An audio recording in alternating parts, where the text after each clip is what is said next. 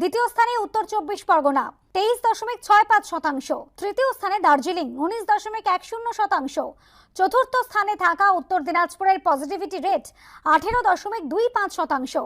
এছাড়াও লাল তালিকাভুক্ত করা হয়েছে কালিম্পং, পশ্চিম বর্ধমান, বসিরহাট, হাওড়া, পূর্ব বর্ধমান, কলকাতা ও নদিয়াকে। যেসব জেলা এবং স্বাস্থ্য জেলায় পজিটিভিটি রেট 5 থেকে 10%-এর মধ্যে, তাদের হলুদ তালিকাভুক্ত করা হয়েছে। সেই 9টি জেলা এবং স্বাস্থ্য জেলা তালিকায় রয়েছে জলপাইগুড়ি, মালদা, হুগলি, আলিপুরদুয়ার, রামপুরহাট, দক্ষিণ 24 পরগনা, পশ্চিম মেদিনীপুর, বাঁকুড়া, দক্ষিণ দিনাজপুর। স্বাস্থ্য দপ্তর সূত্রে খবর, বাকি 7টি জেলা এবং স্বাস্থ্য জেলায় পজিটিভিটি রেট 1 থেকে 5%-এর মধ্যে। বন্ধুরা, 18 তারিখ থেকে কলেজের ভর্তি। এই মুহূর্তে সবথেকে গুরুত্বপূর্ণ খবর, করোনা কিন্তু দিন দিন বেড়েই চলেছে। প্রায় 3000-এর কাছাকাছি সংক্রমণ পৌঁছে গেছে।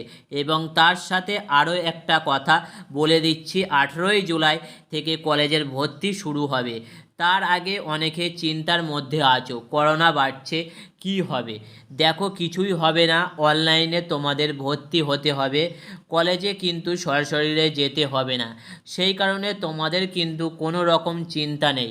তোমরা প্রত্যেকটি কলেজের ওয়েবসাইটে গিয়ে ফর্ম ফিল আপ করবে। তবে করোনা বাড়ায় এখন স্কুল কলেজ কিছুই বন্ধ হচ্ছে না। তবে কলেজে ভর্তি প্রক্রিয়া অনলাইনে হবে। অনলাইনে তোমরা প্রত্যেকটি কলেজের ওয়েবসাইটে গিয়ে অ্যাপ্লাই করবে 18 তারিখ থেকে।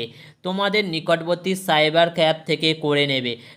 দেখো, স্কুল কলেজ বন্ধ নিয়ে মুখ্যমন্ত্রী বা শিক্ষামন্ত্রী যেটা জানিয়েছেন, এখন সেরকমভাবে করোনার আক্রান্তের সংখ্যা বা সেরকম করোনার বাড়াবাড়ি হয়নি। যদি হয় তবে পরবর্তীকালে ভেবে দেখা হবে এবং তারপর সাংবাদিক সম্মেলন করে সেটি জানিয়ে দেওয়া হবে স্কুল কলেজ বন্ধ থাকবে কি না।